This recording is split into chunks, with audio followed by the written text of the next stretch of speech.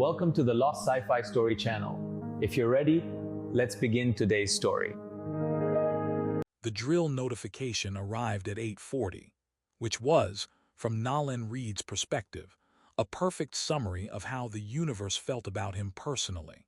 He was in Maintenance Corridor 14C at the time, forearm buried past the elbow in a ventilation housing that smelled strongly of burnt polymer, and something he chose not to identify more precisely. When his wristcom chimed and displayed the yellow banner he'd been seeing variations of for 3 years. Station-wide evacuation drill, all personnel report to assigned PODS, compliance mandatory. He stared at it. He looked at the ventilation housing. He looked at his arm, which was still inside it. He extracted himself with the deliberate care of a man who has stopped being surprised by anything, but hasn't stopped being annoyed by it, wiped his hands on a cloth that made things marginally worse, and began walking toward Pod Bay 7 with the shuffling, conserved energy of someone who has done this 11 times and harbors no illusions about the 12th. He'd skipped breakfast. His coffee thermos had developed a fracture somewhere between Deck 4 and the corridor, and was now half full of cold coffee and half full of optimism, which is to say, empty. The morning had the specific texture of a morning that wanted to be gotten through, and the drill was simply the latest installment. Pod Bay 7 was a low-ceilinged bay that smelled of recycled air and institutional competence. Everything bolted down, labeled, functioning, colorless. Capsule 7C sat at the end of the row. A two-person emergency vessel approximately the size of a generous walk-in wardrobe, its hatch open, its interior lit in the amber warmth of pre-drill standby. Nolan ducked inside with his usual zero ceremony. He was not alone. She was standing near the far wall in the way that certain people stand when they are trying to communicate, through posture alone, that they require very little space and would appreciate it if space were a topic that could be dropped entirely. He had seen her before in the research division corridors, usually at enough distance that she registered as a shape rather than a person. Up close, the mind accepted her before the eye could properly object. She was tall, fine-boned, her skin the pale color of storm clouds with something silver moving underneath, the way deep water sometimes catches light from a direction you can't quite locate. Her hair was very dark and slightly too still. Her eyes, which met his briefly before redirecting to a point on the wall, were deep amber ringed with shifting green-gold, the pupils narrow vertical lines that widened, almost imperceptibly, when he stepped through the hatch. Along her jaw and neck, barely visible in the amber light, faint geometric patterns lay against her skin, not tattooed, not scarred, something else entirely. Something that belonged to her species in the way a fingerprint belongs to a hand. She gave him a small, precise nod. He gave her the smile he reserved for elevators, shared pods, and other situations where two strangers must briefly pretend that proximity is comfortable. She looked away. He claimed the opposite wall. They waited. The pod sealed at 8:47 with a soft hydraulic finality. At 8:53 the lights changed, not the amber of drill protocol. Something colder, with a stutter in it, the specific quality of red that Nolan associated not with procedure, but with the calls that came in at 2 in the morning, the ones that started with the words "we have a situation." The intercom produced a burst of static, then silence, then nothing, which was worse than either. He crossed to the manual release panel, opened it with the practiced efficiency of someone whose entire professional life had prepared him for this moment, and pulled the release. The release did not release. He pulled it again, with additional conviction. The pod remained sealed with complete indifference to his conviction. He turned. She was watching him with an expression that combined alarm and a particular resigned quality, the look of someone who has long suspected that the universe operates on a specific frequency of inconvenience and has just received confirmation. "We're trapped," he said, because it seemed worth establishing. "Yes," she said, because apparently it did. The environmental display was a small screen mounted beside the manual release panel, and Nolan had been watching it the way a person watches something they hope will stop doing what it's doing if observed with sufficient skepticism. It did not stop. The oxygen concentration had climbed 3 points past optimal range in the last 20 minutes, with the patient, unhurried consistency of a process that had a destination in mind. The temperature was up 2 degrees from standard.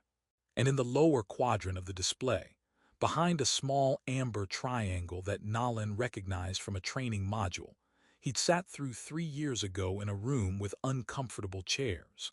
A set of biochemical proximity readings were doing something he did not have the vocabulary to describe precisely, except that the number was higher than the baseline, and the baseline existed for a reason, and the reason was standing approximately 4 feet away.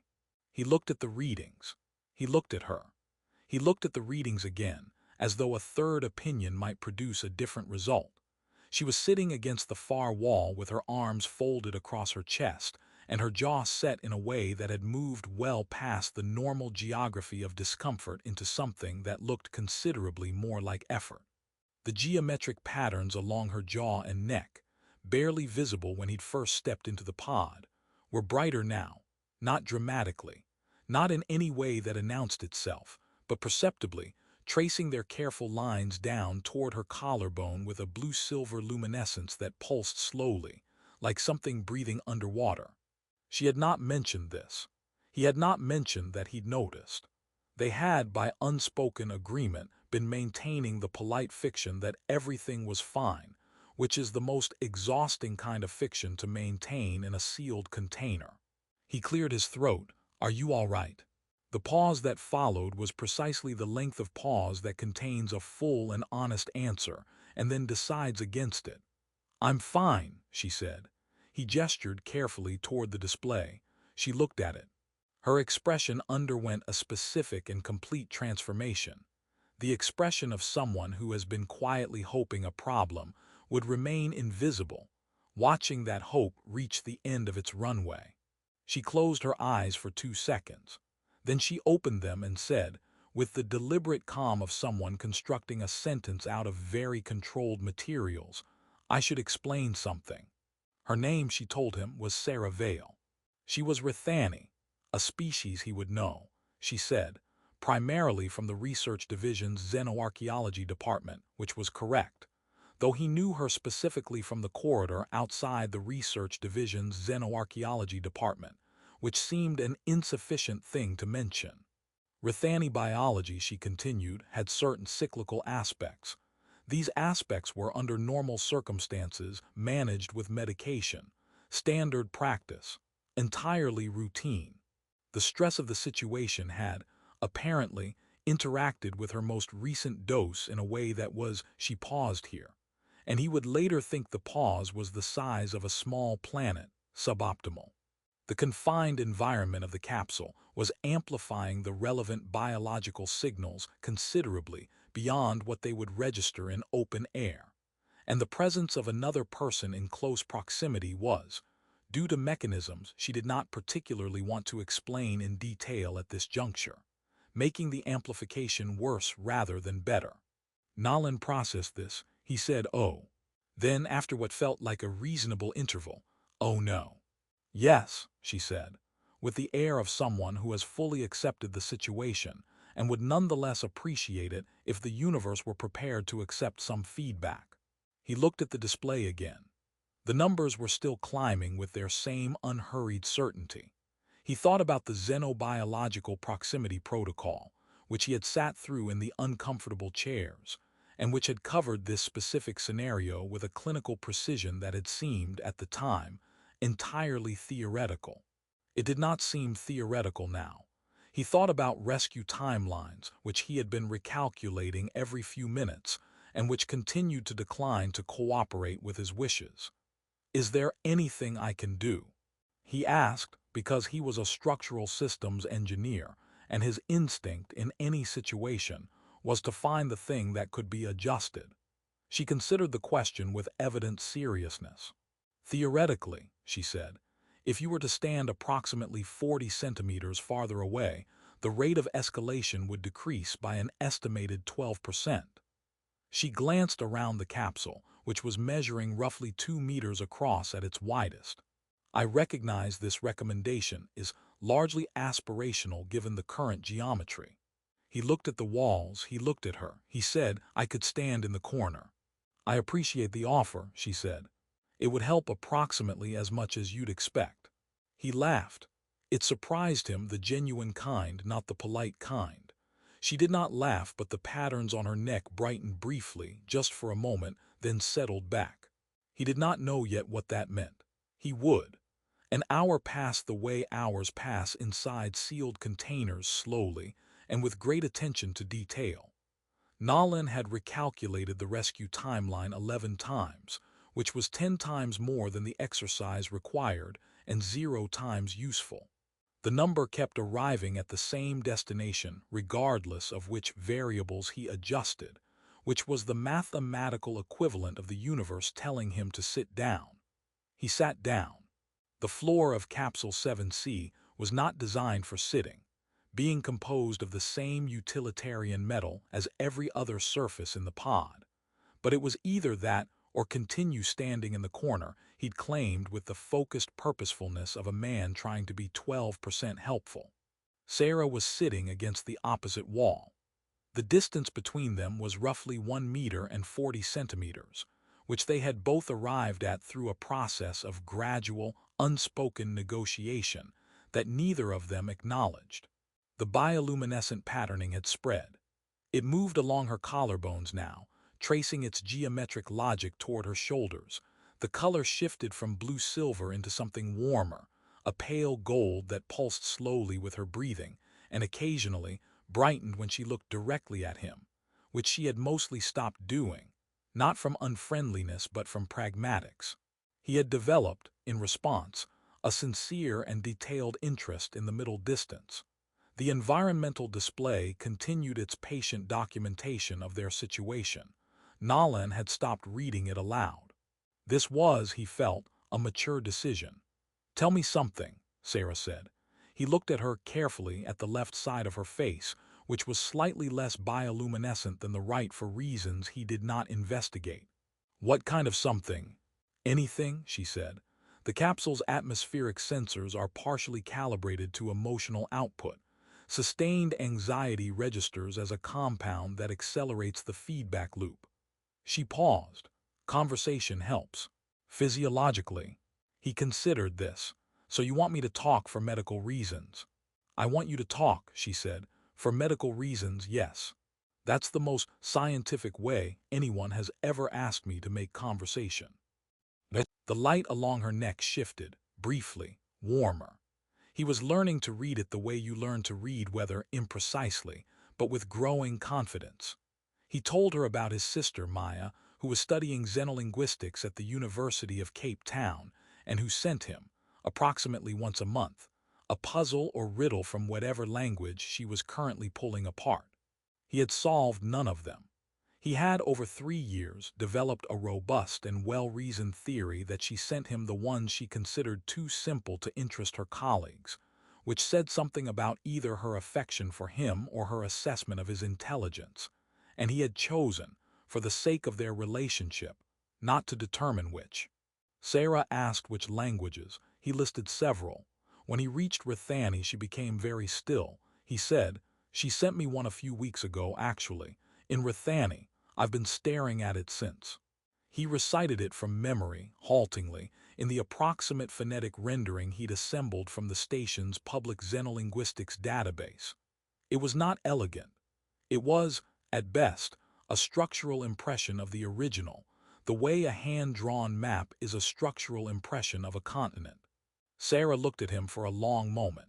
Something in her expression moved, not dramatically, but the way a landscape moves when the light changes, the same elements rearranging into something different without anything technically shifting. That, she said carefully, is a children's riddle. He waited. We tell it to children, she said, who are approximately 4 years old. It is used to teach the concept of opposites. She paused again. It is considered quite easy. By 4-year-olds, Nolan thought about Maya. He thought about the last 3 weeks he'd spent staring at the riddle during lunch breaks, consulting databases, cross-referencing phonetic tables. He thought about the message he'd sent her saying it was genuinely difficult, and she'd responded with nothing but a small affirmative symbol, and what he now recognized was suspiciously restrained enthusiasm. "I see," he said. "Your sister," said Sarah, with the careful precision of someone choosing words like a person choosing footing on uncertain ground, "either loves you very much or has a very specific sense of humor." "In my experience," Nolan said, "with Maya those are the same thing." The laugh that came out of Sarah was not the small, controlled sound he might have expected from someone who had spent 2 hours managing herself with such deliberate precision. It was sudden and genuine and slightly surprised her. He could tell, because she pressed her fingers briefly to her mouth afterward as though checking that it had actually happened. The bioluminescence surged warm gold, brighter than he'd seen it, spreading across her shoulders and up toward her jaw in one long, involuntary wave. And then slowly it began to dim. Not dramatically. Not enough to suggest the problem had resolved, but enough to be measurable, and the display on the wall, which Nolan was now watching from the corner of his eye, confirmed what he was seeing. One of the compound readings dropped 2 points and held there, stable, for the first time in an hour.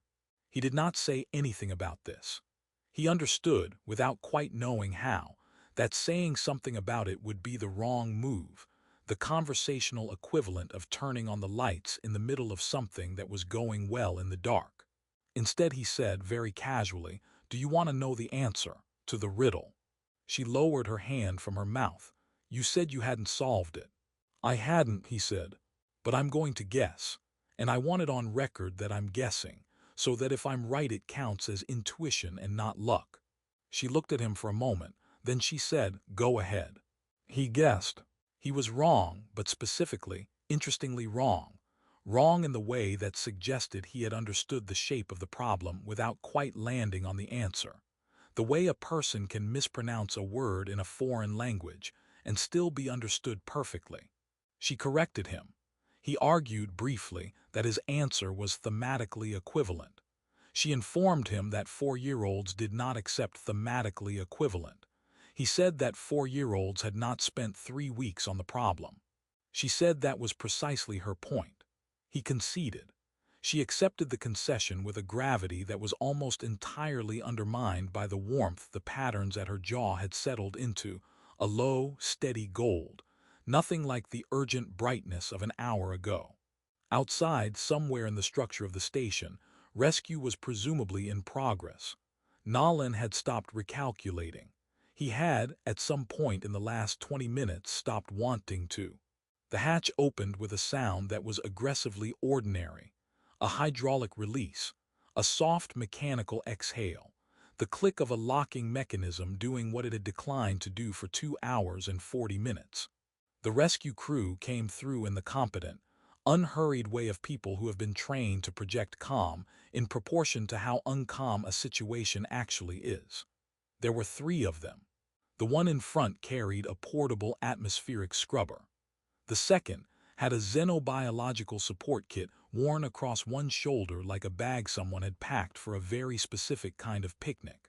The third had a tablet and the expression of a person who was already writing the incident report in their head. Nolan stood up. His knees registered a formal complaint about the floor, which he acknowledged and set aside. Sarah rose beside him, careful, composed. The bioluminescence along her jaw and shoulders faded now to something barely visible. A faint warmth that could almost be attributed to the lighting if you hadn't spent 2 hours learning the difference. The medic moved to her immediately, deployed the support kit with practiced efficiency, and produced a small pressurized applicator that Sarah accepted with a nod and the quiet dignity of someone who would very much prefer that this portion of the evening be processed without commentary.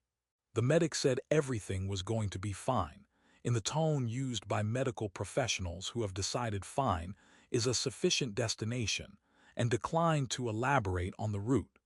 Sarah said she was aware. Nolan stood slightly to the side and tried to look like someone whose presence in this situation required no explanation. The third crew member, the one with the tablet, asked Nolan to describe the sequence of events beginning from when the lights changed. Nolan described them. When he reached the part about the manual release, the crew member's stylus paused on the tablet. "You pulled it twice." "I pulled it with considerable conviction the second time," Nolan said. It declined to be convinced. The stylus resumed moving. They were walked out of the capsule into Pod Bay 7, which was exactly as it had always been, same gray floors, same bolted equipment, same recycled air that smelled of nothing in particular. It should have felt like relief, and it did mostly, the way returning to a room feels like relief after a long time away. Except the room hasn't changed and you have slightly, and you notice the gap. The debrief took place in a conference room on Deck 6 that smelled of stale coffee and decisions made under fluorescent lighting. The station administrator, a man named Brecht who had the specific gravity of someone who has been managing orbital emergencies for long enough that they no longer surprise him and have only begun to tire him, sat across the table and listened to Nolan's account with a pen turning slowly in his fingers. When Nolan reached the maintenance report, the one dated 14 months ago, the one recommending urgent replacement of the secondary power bus servicing Pod Bay 7, the one that had been received, acknowledged, and assigned the station's preferred treatment of considered inaction, Brecht's pen stopped turning. His expression did not change exactly. It simply developed a new layer, something underneath the professional composure that had the specific texture of guilt translated into administrative language. Nolan did not say anything further about the report. He had said, in the report itself, everything that needed saying, and then again in this room by simply saying it had existed. There was a completeness to that which he found, unexpectedly, more satisfying than argument would have been. Brecht said the power bus would be replaced by end of week, all 6 pod bays. He said it the way people say things they should have said 14 months ago. Nolan said he appreciated that. He meant it. He ate dinner alone in the station's main canteen, at a table near the viewport where the stars sat in their fixed, indifferent arrangements. 2 colleagues from his maintenance team stopped by and asked what had happened. He gave them the version that was accurate but abbreviated, the drill, the power failure, the stuck release, the wait. They said that sounded terrible. He agreed that it had been eventful. They moved on. He sat with his food and the stars and the version of events he hadn't told anyone, which was considerably larger than the version he had. At some point between the main course and a cup of coffee that was, objectively, not worth finishing, he realized he didn't have her communication handle. He sat with this for a moment. Then he took out his wristcom and pulled up the station directory and searched Vale, Sarah, Research Division, Xenoarchaeology. The handle was there. He looked at it for a while. He composed a message, which took 3 attempts because the first 2 were either too formal or too much the opposite of formal, which was its own problem.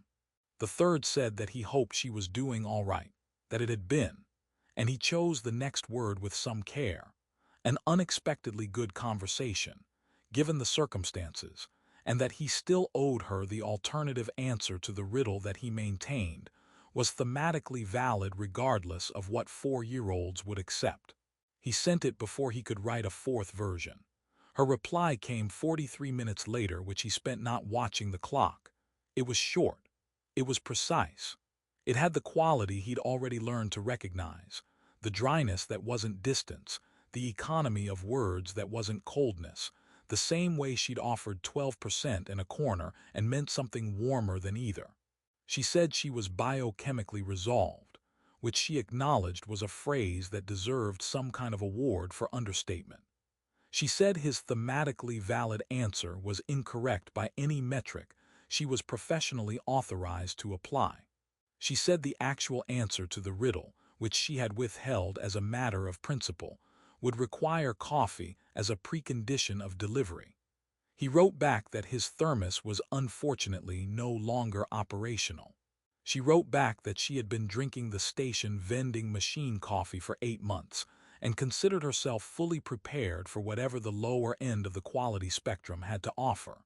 He read this twice, then once more. Then he put down his comm and looked out at the stars, which were the same as they'd always been, and thought about how 2 hours and 40 minutes inside a broken capsule was not very long at all, and how much had happened in it anyway. He thought about the maintenance report and Breck's pen going still, and the hydraulic sound of a door opening. He thought about the way laughter, apparently, had measurable biochemical properties in at least one species he could name. He picked up his comm and wrote, "Tomorrow morning, 800, vending machine outside lab corridor C." He said he would be there, thermosless but otherwise prepared. The reply came in 4 seconds, which was considerably faster than 43 minutes, and said simply, "I'll bring the puzzle." He set down the comm. The coffee in his cup had gone completely cold. He drank it anyway without complaint, because some things that are not ideal are still, on balance, entirely worth it.